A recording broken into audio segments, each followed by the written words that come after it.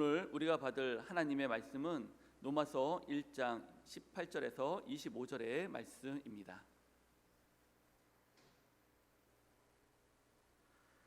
하나님의 진노가 불의로 진리를 막는 사람들의 모든 경건하지 않음과 불의에 대하여 하늘로부터 나타나나니 이는 하나님을 알만한 것이 그들 속에 보임이라. 하나님께서 이를 그들에게 보이셨느니라. 창세로부터 그의 보이지 아니하는 것들 곧 그의 영원하신 능력과 신성이 그가 만드신 재물에 분명히 보여 알려졌나니 그러므로 그들이 핑계하지 못할지니라. 예수님을 알되 예수님을 영화롭게도 아니하며 감사하지도 아니하고 오히려 그 생각이 허망하여지며 미련한 마음이 어두워졌나니 스스로 지혜 있다 하나 어리석게 되어 썩어지지 아니하는 하나님의 영광을 썩어질 사람과 새와 짐승과 기어다니는 동물 모양의 우상으로 바꾸었느니라. 그러므로 하나님께서 그들을 마음의 정욕대로 더러움에 내버려 두사 그들의 몸을 서로 욕되게 하게 하셨으니 이는 그들이 하나님의 진리를 거짓 것으로 바꾸어 피조물을 조물주보다 더 경배하고 섬기니라. 주는 곧 영원히 찬송할 이시로다. 아멘. 이는 살아계신 하나님의 말씀입니다. 아멘. 이 시간 온 세대 예배를 위한 기도짝꿍 영상을 보시고 담임 목사님께서 나오셔서 핑계대지 마라 라는 제목으로 말씀 선포해 주시겠습니다.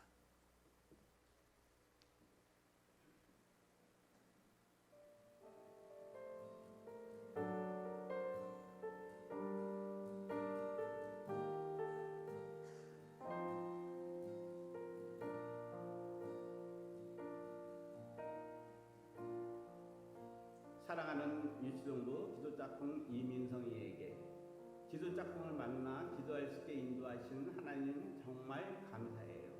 항상 응원하며 우리 민성의 미래를 위해 열심히 기도할게요. 예수님 이름으로 축복합니다. 사랑해요. 사랑하는 중고등부 기도짝꿍 이은서에게 기도짝꿍으로 만나게 해주신 하나님께 정말 감사드려요. 언제나 예수님과 하나 되는 이은서가 되길 간절히 기도합니다. 기도짝꿍인 은서를 만나서 진심으로 축복해요. 항상 응원합니다. 화이팅! 사랑하는 유치부 기도짝꿍 박민성에게 나의 기도짝꿍 민성이를 위해 열심히 기도하고 있어요. 계속 기도할게요. 이 시간을 통해서 더욱 힘도 얻고 좋은 일도 많이 생겼으면 좋겠어요. 예수님의 이름으로 축복하고 사랑합니다. 사랑하는 청년부 기도짝꿍 정소영이에게 기도짝꿍으로 만날 수 있어서 감사해요. 항상 예수님이 소영이와 함께 하기를 간절히 기도합니다. 기도짝꿍이 기도하고 있다는 것을 잊지 마세요. 축복합니다. 사랑합니다.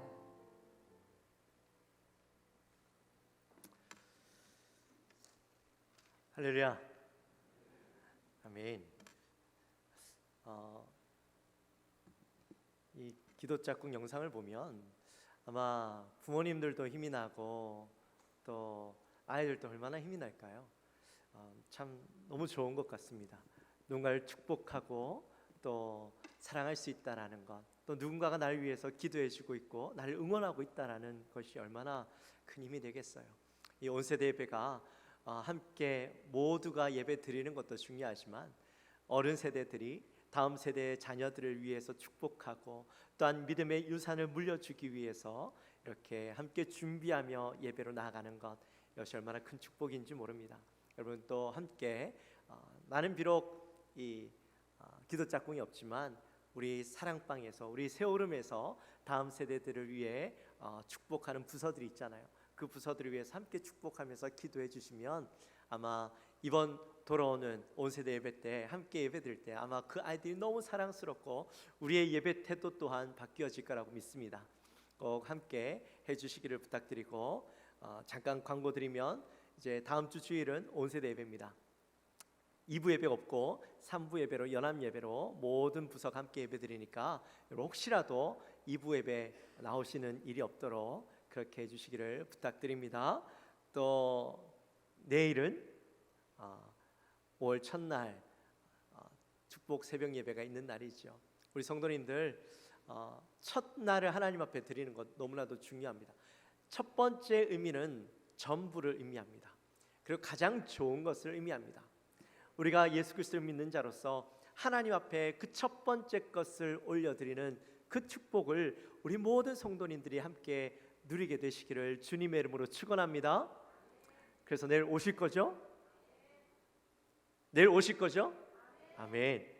그래요. 내일 꼭 뵙고 하나님 앞에 첫 것을 올려드리게 되시기를 바랍니다. 이 시간에 또 새로 오늘 등록하신 분이 있습니다. 우리 함께 축복했으면 좋겠는데요. 박성일 우리 형제님 일어나시죠.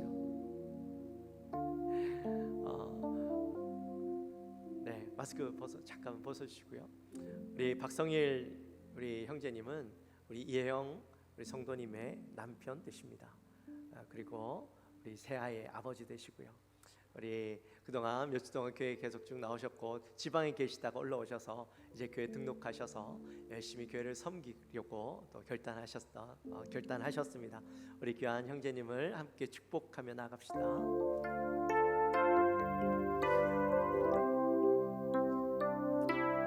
당신은 하나님의 사랑,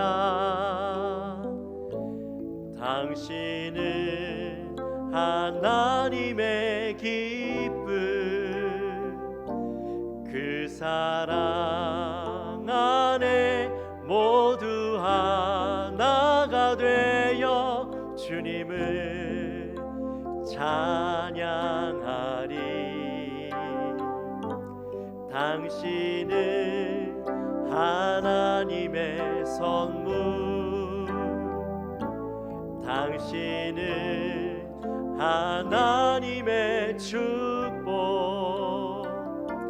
당신을 통해 우리 하나가 되어 주님을 찬양하리.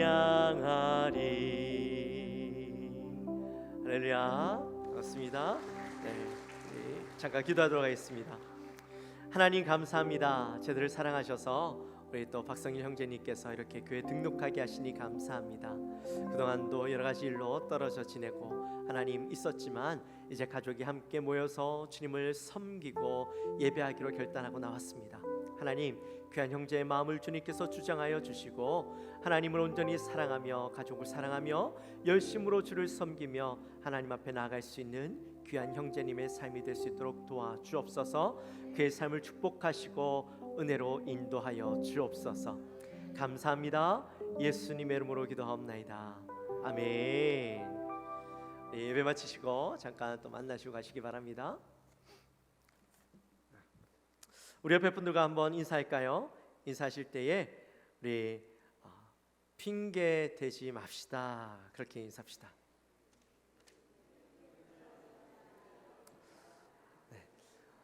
핑계 대지 맙시다가 권명 같기도 하고 뭔가 좀 이상하죠. 우리 오늘 설교 제목처럼 다시 한번 핑계 대지 마. 한번 옆에 분을 향해서 한번 이야기해 볼까요? 자, 보시고 시작.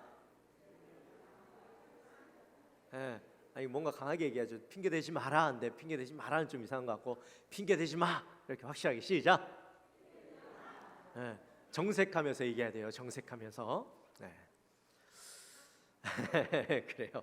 그 자기 자신한테 해도 돼요. 걸리버 여행기를 쓴 조나단 스위프트가요 하인과 함께 여행을 하고 있었습니다. 하루는 여행 중에 비가 많이 와서 구두가 진흙으로 잔뜩 더러워진 거예요. 그날 밤에 여관에서 잠들기 전에 이 하인을 불러서 이야기합니다. 이 구두가 잔뜩 이 진흙이 묻어 있으니까 깨끗하게 닦아 놓으라고 그렇게 이야기를 하고 이제 잠이 듭니다. 근데 다음 날 아침에 보니까요, 역시 여전히 어제와 똑같이 구두에 이 진흙이 잔뜩 묻어 있는 거예요. 화가 난 조나단이 이 하인을 불렀습니다. 어제 내가 분명히 구두 닦아 놓으라고 했는데 왜 안 닦아 놓은 거야? 라고 이야기했더니 하인이요, 어차피 오늘 또 신으면 구두가 더러워질 텐데 닦으면 뭐 합니까? 이렇게 이야기를 했다라는 거죠.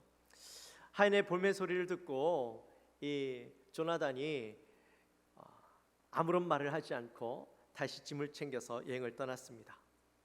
그리고 점심때가 되어서 하인과 함께 식당에 들어갑니다.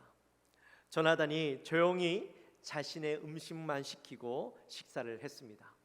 배가 고픈 하인이 주인에게 음식을 시켜달라고 이야기하니까 조나단이 이렇게 이야기하는 거죠. 식사는 해서 뭐 하겠나? 어차피 저녁 때 또 배가 고플 텐데. 그리고는 음식을 시켜주지 않았답니다. 자기가 해야 될 일을 하지 않고 핑계만 대는 사람은 결국에는요, 그 대가를 치르게 되는 것이죠. 인간의 가장 오래된 죄 중에 하나가 바로 핑계입니다. 핑계는 에덴 동산에서부터 있었습니다.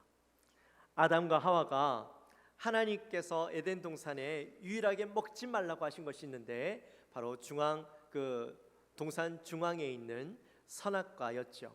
근데 아담과 하와가요, 이걸 먹고 말았습니다. 아담과 하와가 먹을 것이 없어서 먹었겠습니까? 너무 배가 고파서 어쩔 수 없이 먹었을까요? 아니죠. 에덴 동산에는 수없이 많은 먹거리들이 있었습니다. 하나님께서 예비해 놓으신 수많은 과일들과 열매들이 있었는데, 그들이 그것들을 먹지 않고 믿음이 없어서 하나님과의 약속을 깨어버리며 선악과를 먹은 것이죠. 선악과를 먹으면 하나님과 같이 될 것이라고 말하는 그 뱀의 유혹에 하와가요, 가만히 보니까 정말 그런 거예요. 보니까 볼수록 보암직도 하고 먹음직도 하고 나를 지혜롭게 할 만큼 너무나도 맛있어 보이는 이 선악과인 것이죠. 그래서 그 유혹을 못 참고 선악과를 따먹었습니다.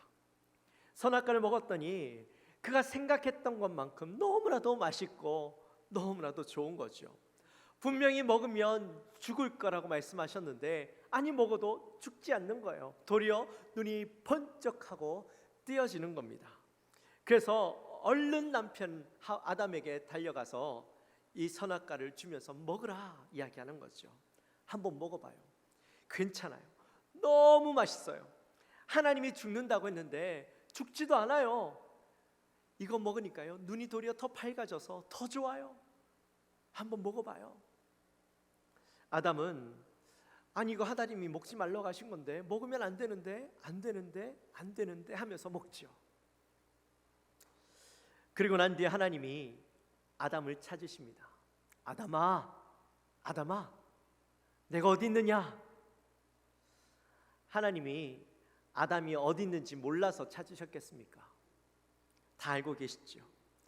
아담이 무슨 일을 했는지도 알고, 그리고 지금 어디에 숨어 있는지도 다 알고 계십니다. 근데 아담은 그의 마음에 찔림이 있어서 하나님 앞에 나타나지 못하고 대답하지 못하고 있었던 것이죠. 자기가 잘못한 것을 아니까, 죄가 있는 것을 아니까 감히 하나님 앞에 나가지 못합니다. 근데 계속해서 하나님이 아담을 찾으시니까 할 수 없이 아담이 대답을 하죠.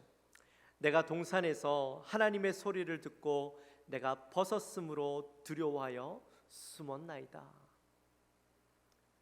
하나님께서 아담에게 말씀하십니다. 아담아, 왜 내가 먹지 말라고 한 선악과를 먹었니? 이렇게 물으시니까 아담이 어떻게 반응합니까? 아이고 하나님, 제가 잘못했습니다. 하나님 먹지 말라고 한 것을 제가 먹었습니다. 제가 잘못했습니다. 다시는 안 그러겠습니다. 저를 용서해 주십시오 라고 대답을 했나요?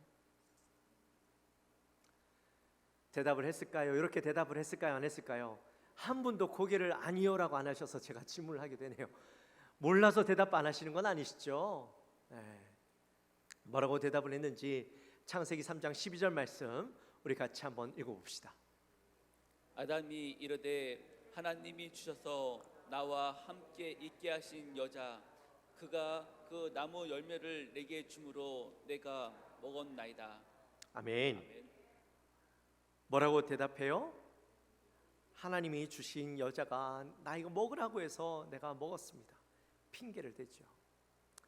이 아담의 대답을 가만히 지켜보면, 가만히 살펴보면, 하나님, 나는 죄가 없어요. 나는 안 먹으려고 했는데 하나님이 만들어 주신 저 여자가 이거 먹으라고 해가지고 자꾸 먹으라고 얘기하니까 내가 할 수 없이, 내가 안 되는데 하면서도 할 수 없이 내가 이거 먹었어요. 여자 때문에 어쩔 수 없이 먹었으니까 나에겐 책임이 없어요. 그렇게 이야기하고 있는 거죠. 자신의 죄에 대한 책임을 회피하고 그 죄에 대한 책임을 여자에게 또 하나님에게 떠넘기는 것이죠. 결국 자신의 죄를 회개하지 않고 핑계를 대므로 하나님과의 관계가 깨어지게 되고 에덴 동산에서 쫓겨나게 되었던 것이죠. 그때부터 우리 안에는요, 이 죄성이라는 것이 죄를 지으면서도 내가 잘못한 것을 알면서도 내 잘못이 아니야, 나는 마치 죄가 없는 사람처럼 그렇게 뻔뻔하게 살아가게 하고 내가 아무런 잘못이 없는 것처럼 자신을 포장하게 만들고 그 죄에 대해서 핑계를 대게 만들었던 것이죠. 여러분 어떠십니까? 여러분은 죄를 짓고도 내가 잘못했습니다 라고 즉각적으로 고백하십니까? 아니면 죄를 짓고 내가 어쩔 수 없이, 내가 안 그러려고 했는데 어쩔 수 없이 그러다 보니 죄를 짓게 되었네요 라고 이야기하십니까? 아니 상황이 이러다 보니까 내가 어쩔 수 없이 그랬어요 라고 이야기하십니까? 우리 아이들 보니까요, 참 인간이 죄인이란 게 느껴져요. 어릴 때부터 자기가 잘못을 했으면 잘못했습니다 라고 이야기하면 혼 안 날 것을 아이들이 핑계를 대더라고요. 아니 하율이 때문에, 예율이 때문에, 아니 성률이가 그래가지고, 그래서 한 번 혼날 거예요, 두 번 혼나고 세 번 혼나요. 우리의 모습 아닌가요? 오늘 본문에도 보니까요, 그런 어리석은 인간의 모습들이 나타나요. 하나님의 진노가 하늘에서부터 임하는 것을 보게 됩니다. 근데 이 진노가 임하는 이유가 뭐냐 하니까 말씀에 불의 때문이래요. 불의라는 것이 우리의 죄를 이야기하기도 하지만 가장 근본적인 죄는 하나님을 경외하지 않는 죄, 이것 때문에 우리에게 불의가 임한다라는 것이죠. 하나님께서 사람을 창조하실 때에 하나님을 영화롭게 하고 하나님을 기쁘시게 하도록 창조하셨는데, 그리고 그 인생의 중심에 하나님을 주인으로 모시고 하나님이 원하시는 삶을 살아가도록 우리를 창조하셨는데, 근데 사람들이요, 하나님을 기쁘시게 하고 하나님을 영화롭게 하는 것이 아니라 도리어 하나님을 외면하고 하나님을 무시하고 하나님이 싫어하시는 것만 골라 사는 거죠.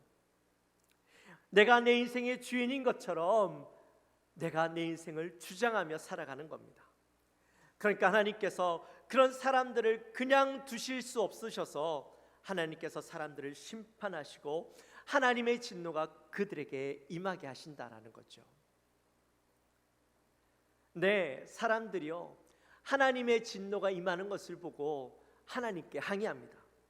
하나님, 왜 우리가 하나님의 진노를 받아야 합니까? 우리가 무슨 불의를 행했습니까? 라고 항의한다라는 거예요. 그러면서 그들이 이렇게 이야기합니다. 하나님, 우리는 하나님을 몰랐습니다. 하나님에 대해서 몰라서 하나님을 영화롭게 하지 못했고 하나님을 기쁘시게 하지 못했던 거예요 라고 변명을 하죠. 여러분, 몰라서 그랬습니다 라는 거는 참 좋은 변명인 것 같아요. 우리가 세상 법정에 가도요, 우리가 죄를 저질렀어요, 그런데 내가 몰라서 그랬어요 라고 이야기하면 정상 참작이 되잖아요. 하나님 앞에도 똑같이 변명하는 거예요. 내가 하나님을 몰랐어요. 나는 하나님 있는지도 몰랐어요. 하나님을 내가 전혀 깨닫지 못했으니까 내가 이렇게 살아갈 수밖에 없었죠 라고 변명한다라는 거예요. 모든 사람들이. 그런데 오늘 19절 말씀에 보니까 아니래요. 우리 말씀 같이 한번 읽어볼까요? 19절 말씀 같이 읽습니다. 이는 하나님을 알 만한 것이 그들 속에 보임이라. 하나님께서 이를 그들에게 보이셨느니라. 아멘. 말씀해 보니까 하나님께서 모든 인간으로 하여금 하나님에 대해서 본능적으로 알 수 있도록 허락해 주셨다라는 겁니다. 누가 하나님에 대해서 이야기해 주지 않아도, 나에게 하나님에 대해서 설명해 주지 않아도 모든 사람 내면에는 하나님에 대해서 알 수 있는 능력이 있다라는 거죠. 그게 뭐냐면 바로 양심이라는 거예요.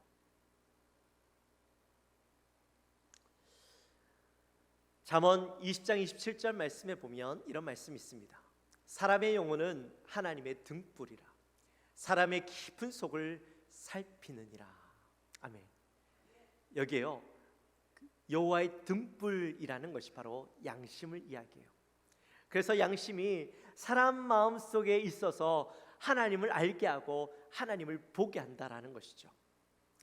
양심은 옳고 그름을 구분하게 하고 하나님을 찾아서 발견하게 도와줍니다. 모든 사람들이 양심은 있어요. 그 양심이 썩어 있을 수도 있고 메말라 있을 수도 있고 또 마비가 되어 있을 수는 있지만 세상에 그 어떤 사람도 양심 자체가 없는 사람은 없어요. 아무리 악한 사람이라도요, 수없이 많은 사람을 죽여본 사람이라 할지라도 그의 마음 가운데는 양심이라는 것이 있어서, 일말의 양심이라는 것이 있어서 죄책감을 느끼고 또한 거기에 대해서 후회하기도 한다는 거죠. 지금은 양심이 메말라 있어서 그것들을 느끼지 못하지만 양심이 다시 살아나면 그것을 느껴요. 근데 양심이 없는 사람은 단 한 사람도 없어요. 그러니 하나님은 모든 사람들에게 자신을 알 수 있도록, 하나님을 알 수 있도록 공평하게 기회를 주셨다라는 거죠. 얼마 전에 예수 믿지 않는 분과 대화를 나눈 적이 있습니다. 근데 그분이 이렇게 이야기하더라고요. 우리 어머니가 지금 많이 아프셔서 언제 돌아가실지 모른다고 그렇게 얘기를 하더라고요. 그래서 제가 말씀드렸어요. 지금 어머니가 살아계실 때 언제 돌아가실지 모르니까 얼른 그 어머니에게 예수 그리스도의 복음을 접하게 해주라고, 예수님을 다시 영접할 수 있도록 좀 기회를 만들어 드리라고 제가 막 그렇게 얘기를 했어요. 우리가 이 생에서 죽으면 끝나는 것이 아니라 다음 생이 있는데, 다음 생에는 천국과 지옥이 있는데 그 천국과 지옥 가운데 우리 천국을 가야 되지 않겠느냐고, 어머니가 천국 가셔야 되지 않겠느냐고 그렇게 막 이야기를 했더니 그분이 그렇게 얘기하더라고요. 맞아요. 우리가 죽으면 그냥 끝나는 것이 아니라 다음 생이 있죠. 신은 있죠. 그렇게 얘기를 하더라고요. 여러분, 하나님을 알지 못하고 예수를 믿지 않는 사람들도요, 다음 생이 있는 줄 알아요. 하나님이 있는 줄 알아요. 그 사람들이 어떻게 하나님이 있는 줄 알까요? 신이 있는 줄 알까요?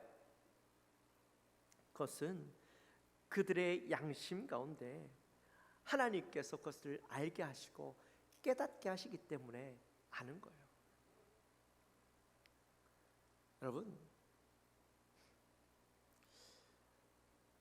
우리가 죽으면 끝나는 것이 아니라 분명히 하나님 앞에 서게 됩니다.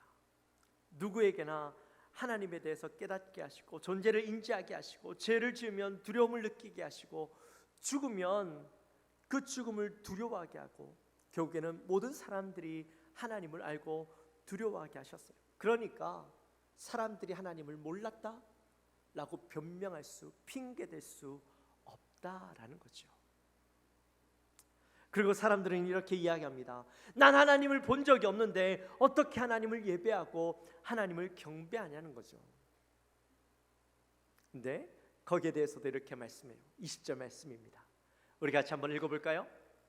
창세로부터 그의 보이지 아니하는 것들 곧 그의 영원하신 능력과 신성이 그가 만드신 만물에 분명히 보여 알려졌으니 그러므로 그들이 핑계하지 못할지니라. 아멘. 예수 믿는 사람들이 믿지 않는 사람들로부터 가장 많이 듣는 질문이 이거지요. 너 하나님 봤어? 너 예수님 봤어? 여러분은 예수 믿지 않는 사람이 그런 질문을 하시면 뭐라고 대답하십니까? 예수님 본 적 있어? 하나님 본 적 있어? 라고 질문하시면 여러분은 뭐라고 대답하십니까? 또 뭐라고 대답하시겠습니까? 하나님은 영이시니까 보이지 않는 분이고 또 볼 수 없는 분이긴 하죠. 하지만 우리의 눈에 보이지 않는다고 해서 하나님을 볼 수 없는 것은 아닙니다. 제가요 미국에 살 때 그랜드 캐년에 갈 때마다 제 마음엔 벅참이 있어요. 늘 놀라요. 이건 하나님이 만드신 작품이라고밖에 설명할 수 없을 만큼 엄청나게 거대하고 아름다운 작품이 있는데 이것이 우연히 만들어졌다고 믿을 수 있어요? 아니요. 결코 이건 우연이라고 이야기할 수 없어요. 어떻게 그 어마어마한 거대한 땅에 너무나도 아름답고 섬세하게 그려진 그림처럼 만들어진 작품이 일어날 수 있어요? 이거는 하나님이 만드신 작품일 수밖에 없는 거죠. 1961년도에 인류 최초의 우주 비행사였던 소련의 유리 가가린이 2시간 동안 지구 궤도를 돌면서 이런 말을 했습니다. 지구는 푸른 빛이다. 그런데 주변을 둘러보았지만 아무 곳에서도 하나님은 보이지 않았다. 그 다음 해인 1960 몇 달 후에 소련 우주사 비행사 티토프가 역시나 하루 동안 지구 궤도를 비행하는데 그가 지구 궤도를 비행하고 난 뒤에 시애틀에서 기자회견을 했어요. 네, 거기에서 이렇게 이야기합니다. 지구 위에 올라가서 몇 바퀴 돌아보았지만 하나님은 보이지 않았다. 그 다음 해인 1962년도 지구 궤도를 돌고 온 미국의 최초 우주 비행사 존 글렌이 이렇게 이야기했습니다. 나는 우주 여행을 하면서 우주의 아름다운 광경을 구경했다. 지구 위에나 우주 공간에나 과연 하나님은 존재하신다. 그 후에 존 글렌은 오하이오주 상원 의원으로 일을 하다가 1998년도 36년 만에 다시 우주를 가게 됩니다. 그때 그는 이렇게 고백을 합니다. 우주 경험은 신앙을 강화시킨다. 우주로 나가 지구를 보면 창조주 하나님의 영광을 볼 수 있다. 이렇게 간증을 했다는 것입니다. 인류 최초로 달에 착륙했던 미국의 우주 비행사 암스트롱도 우주 여행을 하면서 하나님을 보았다라고 그렇게 이야기를 한답니다. 여러분, 똑같이 우주를 다녀왔는데 러시아 우주 비행사들은 하나님을 보지 못했고 미국의 우주 비행사들은 하나님을 봤다라고 이야기합니다. 왜 이런 일들이 일어났을까요? 누구의 말이 맞는 걸까요? 하나님께서 소련의 우주 비행사들은 싫어서 그들에게 나타나지 않으시고 미국의 우주 비행사들에게는 하나님께서 나타나셨던 것일까요? 러시아의 우주 비행사들은 하나님의 형상을 보고 싶어 했습니다. 우주에 가면 하나님의 형상을 볼 수 있을 거라고 생각했던 것 같아요. 근데 미국의 우주 비행사들은 우주선을 타고 우주를 바라보고 지구를 바라보며 너무나도 아름다워서 입을 다물지 못하고 말할 수 없을 만큼 아름다운 그 우주를 바라보면서 과연 이 우주가 우연히 생겨났을까 생각을 했던 것이죠.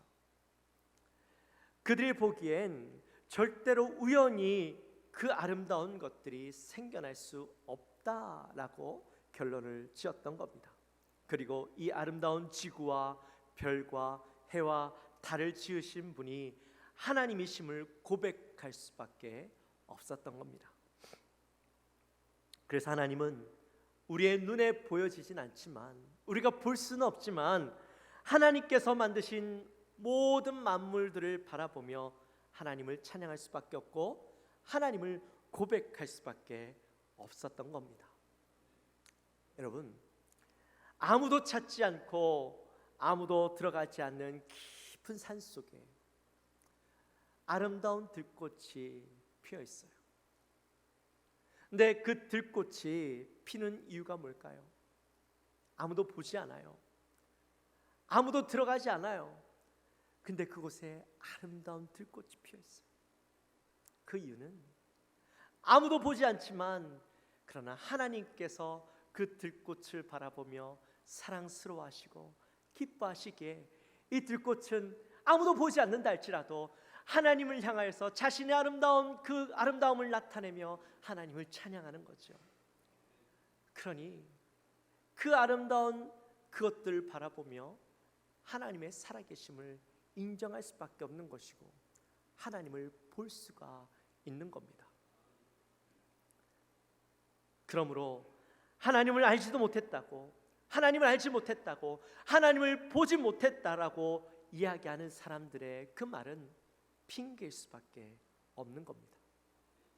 더 나아가서 21절에서 하나님을 알 때 하나님을 영화롭게도 아니하고 감사하지도 아니하고 오히려 그 생각이 허망하여지며 미련한 마음이 어두워졌나니 이렇게 말씀해요. 믿지 않는 자들도 핑계를 대지만 믿는 사람들도 하나님을 알면서 예수님을 알면서도 하나님을 영화롭게 하지 아니하고 감사하지도 아니하고 살아가는 것은 그들 안에 있는 죄성이 여전히 그들 안에 그 죄성이 가득하여서 영적 무감각 상태에 있기 때문에 하나님을 예배하지 않는다라는 겁니다. 22절 말씀에 보면 스스로 지혜 있다 하나 어리석게 되어 라고 말씀해요. 사람들이 지혜 있는 척, 잘난 척, 모든 것을 아는 척 하지만 결국에는 그 모습이 하나님을 보지 못하게 만들고 알아가지 못하도록 만든다라는 거예요. 내가 다 아니까, 내가 다 경험해 봤으니까 그런 마음들이 내 스스로 영적으로 병들어가게 만들어서 진짜 하나님을 보지 못하게 만든다라는 거죠. 예수를 믿었지만 영적으로 아무런 변화가 일어나지 않는 사람이 있다면, 아무런 노력을 하지 않는 사람들이 있다면 여러분들의 인생 가운데 하나님의 진노가 있을 거예요. 만약에 내가 아무런 노력도 하지 않고 변화가 일어나지 않음에도 불구하고 여러분에게 아무런 진노가 임하지 않는다면 두려워하셔야 돼요. 하나님 날 포기한 것 아닌가? 하나님 날 외면하시는 것 아닐까? 두려워하는 마음이 있어야 돼요. 여러분이 하나님을 닮아가고 알아가고 하나님 앞에 온전히 살아가기 위해서 노력하지 않아서 여러분에게 진노가 임한다면 여러분 기회가 주어지는 거예요. 하나님 날 버리지 않으셨구나. 하나님 날 외면하지 않으시는구나. 이 시간 나에게 기회를 주시는구나 깨닫고 여러분의 인생을 바꿔가야 돼요. 하나님이 원하시는 삶으로, 하나님 나에게 원하시는 그 삶으로 바꿔가야 돼요. 다윗은 하나님 앞에 큰 죄를 범했습니다. 남의 아내를 빼앗았습니다. 그것도 그 사실을 감추기 위해서 그 남편을 전쟁터 한중간에 내몰아서 죽게 만들죠. 비록 내 손으로 사람을 죽인 것은 아니지만 살인한 것과 똑같은 것이죠. 그때 다윗이 나는 아무런 죄가 없는 사람처럼 자신을 숨기고 사는데 나단 선지자가 나타나서 다윗의 죄를 들춰냅니다.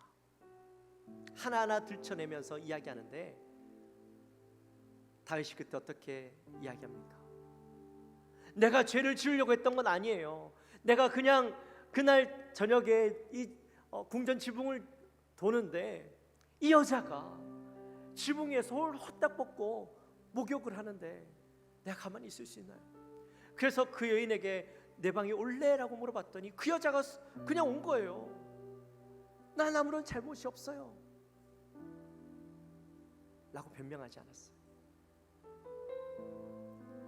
우리 말씀 한번 볼까요? 사무엘하 12장 13절 말씀 같이 읽습니다. 다윗이 나단에게 이르되 내가 여호와께 죄를 범하였음에 나단이 다윗에게 말하되 여호와께서도 당신의 죄를 사하셨나니 당신이 죽지 아니하려니와. 아멘. 아멘. 다윗은 왕으로서의 자존심을 버립니다. 선지자와 하나님 앞에 바짝 엎드려서 제가 잘못했습니다. 제가 죄인입니다. 제가 죄를 범했습니다. 주님 용서해 주십시오. 자기의 죄를 고백하죠. 그랬더니 하나님께서요 다윗을 용서해 주시고 그를 이스라엘 최고의 왕으로, 위대한 왕으로 만들어 주십니다. 사랑하는 성도 여러분, 우리의 신앙생활에 핑계가 없게 되어지시기를 주님의 이름으로 축원합니다. 하나님을 섬기는데, 하나님을 예배하는데, 하나님께 기도하는데, 말씀을 훈련하는데, 하나님의 사랑과 용서를 실천하는데, 하나님 앞에 봉사하며 나아가는데, 하나님 앞에 헌금을 드리는데, 여러분 더 이상 핑계 대지 마십시오. 내가요 지금 너무 바빠서 예배할 수 없습니다. 지금 내가 너무 바빠서 봉사할 수 없습니다. 제가 능력이 없어서 할 수 없습니다. 지금 하나님 내가 가진 물질이요 별로 없어요. 지금 살아가는 것도 너무 빠듯해요. 하나님 앞에 드릴 것이 없어요. 핑계 대지 마십시오. 하나님은 그 핑계를 용납하지 않으셔요. 받아들이지 않으셔요. 하나님께서 우리를 창조하실 때 하나님을 영화롭게 하고 하나님을 기쁘시게 하도록 하나님의 뜻에 따라 하나님의 말씀에 순종하며 살아가도록 우리를 창조하셨는데, 불순종하며 핑계대는 인생 가운데는 하나님의 진노가 임할 수밖에 없는 거예요. 여러분, 그 진노를 받으시며 핑계만 대시겠습니까? 언제까지 핑계를 대고 사시겠습니까? 우리 더 이상 핑계가 아니라 하나님 나에게 온전한 삶을 살아드리도록 결단하며 나아가는 우리 사랑하는 모든 성도님들의 삶이 되어지시기를 주님의 이름으로 축원합니다. 축원합니다. 찬양합시다.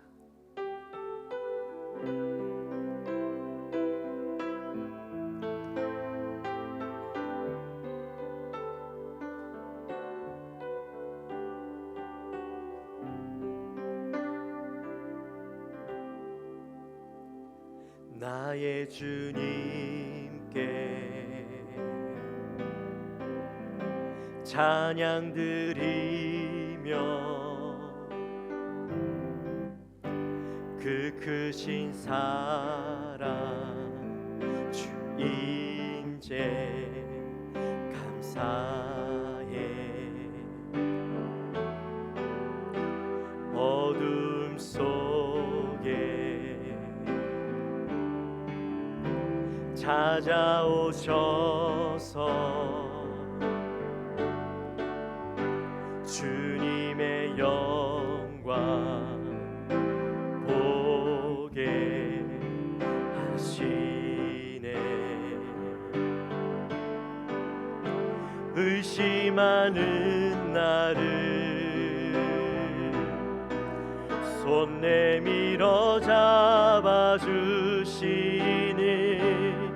두려움만 내려놓고 주 바라봅니다.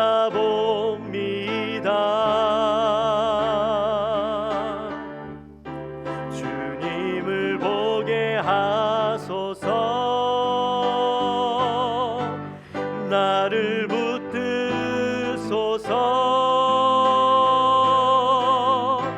내 뜻과 내 생각 내려놓고 주님 앞에 나 엎드려 주의 음성 기다리니 나를 부르실 때 믿음으로 걸어가리.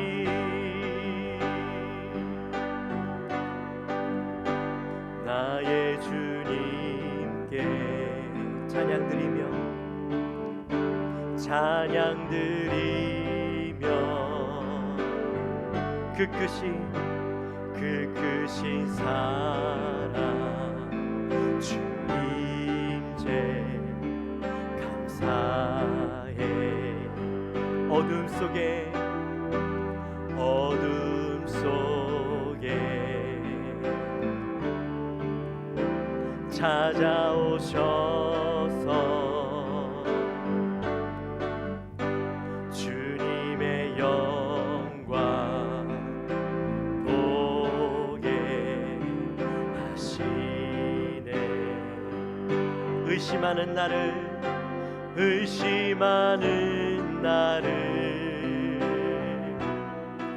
손 내밀어 잡아주시네. 두려운 맘 내려놓고 주 바라봅니다.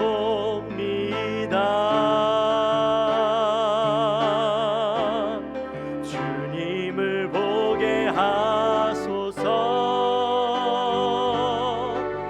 나를 붙드소서.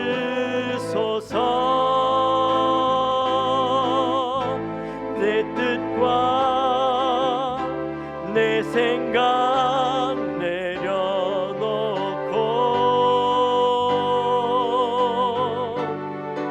주님 앞에 나 엎드려 주의 음성 기다리니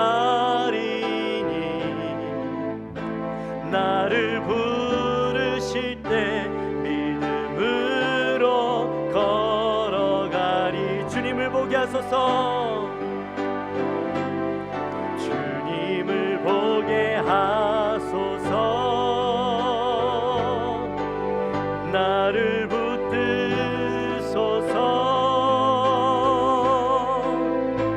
내 뜻과 내 생각 내려놓고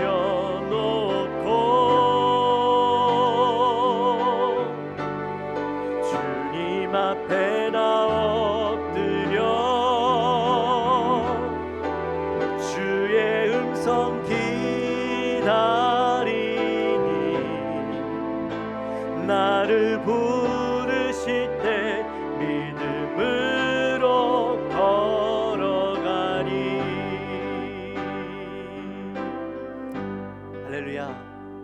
우리 하나님께 기도하며 나갈 때, 하나님, 이 시간 우리의 인생이 하나님 앞에 핑계만 대고 살아가던 인생은 아닙니까? 이런저런 핑계로 하나님을 온전히 섬기지 못하고 온전히 사랑하지 못하고 내가 있어야 할 자리에 있지 아니하고 내가 그 자리를 떠나며 살아갔던 우리의 모습은 아닙니까? 하나님, 우리의 인생이 더 이상 핑계대지 아니하고 우리를 창조하신 그 목적대로, 우리를 향하신 그 기대대로 하나님 앞에 살아가는 우리가 되게 하여 주옵소서. 우리 마음을 가지고 우리 간절히 기도하며 나갑니다. 하나님 아버지, 감사합니다. 저희들을 사랑하여 주시고, 하나님, 우리가 주님 앞에 그동안 핑계만 대며 이런저런 핑계로 하나님 앞에 살아가던 우리의 모습이 아닙니까? 하나님을 떠나 살아가던 우리의 모습이 아닙니까? 하나님, 이 시간 주님 앞에 간절히 기도합니다. 우리의 모습 속에 더 이상 핑계로 내 삶을 채우지 않게 하여 주옵소서. 내 모습 속에 더 이상 하나님 온갖 핑계로 하나님을 떠나 있으며 그것을 정당화하며 살아가는 우리의 모습이 되지 않게 도와주옵소서.